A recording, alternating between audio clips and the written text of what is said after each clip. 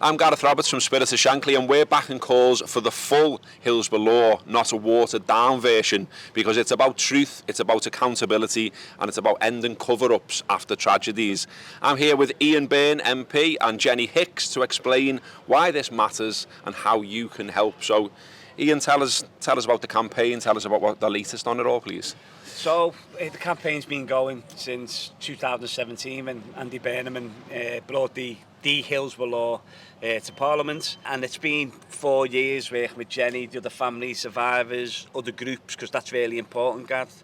It's many groups who are connected to a Hillsborough Law, you know, from Grenfell, contaminated blood, nuclear test veterans. So we created a group, and the aim was to get it in the Labour Party manifesto. We got that. We got it in the Labour Party manifesto. Then we win the election in 2024, so then we're in government, and we've now got the levers of power. The Prime Minister, Keir Starmer, he was not Prime Minister, he was the leader in 2021, committed to delivering the Hillsborough Law as one of his first acts as Prime Minister when he eventually became Prime Minister. So we're in that position now. So since 2024, we've been waiting for the Hillsborough Law to be brought into legislation, as promised, as I stood proudly on the manifesto. It's one of the key components of the manifesto and why people voted for us. So it's been a long wait, and just before the anniversary where the Prime Minister promised that it would go into legislation, a version of a Hillsborough Law was brought forward and delivered to the lawyers. It was quite appalling, that version. It would have done nothing to stop another repeat of Hillsborough. It would have done nothing to stop the state cover-ups. It would not have changed the culture, which was the whole point of the Hillsborough Law. So there's been lots of pressure on the government, and the key message is the commitment was made by the Prime Minister. Yeah. It's on his toes now. He needs to deliver that. And bear in mind, the next Labour Party conference is the end of September, and that's in Liverpool again, so that's a key moment. And people watching, they can sign your petition on this, can't they? Yeah, sign a petition, yeah. And Jenni, you know, 24 years waiting for the truth to come through about Hillsborough. You know, you lost your two daughters in Sheffield back in 1989. Yeah, Sarah and Vicky. Yeah, you know. I do like the names mentioned, yeah. And, you know, so how does this make you feel now that, you know, that Starmer essentially hasn't delivered on his promise so far?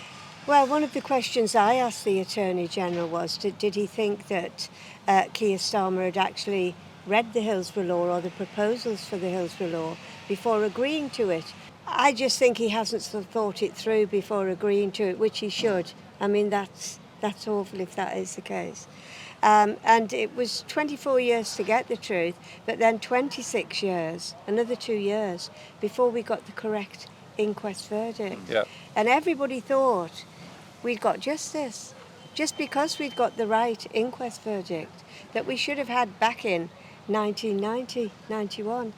So to wait 26 years just for the right verdict and never to have any accountability at all.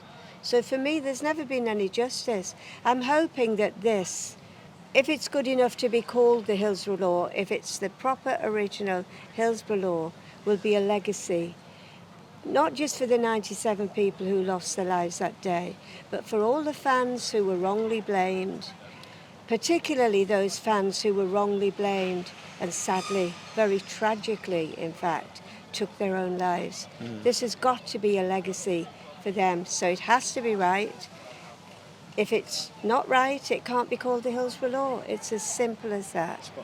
And Jenni, it's not, you know, it's not just football, is it? It's not just Hillsborough. It's not just a Liverpool thing. This is an appeal to anyone really that wants to see justice and accountability from here on in, isn't it? Yeah, exactly that. Because this goes back. I mean, we're going back as far as the 50s with the nuclear test veterans.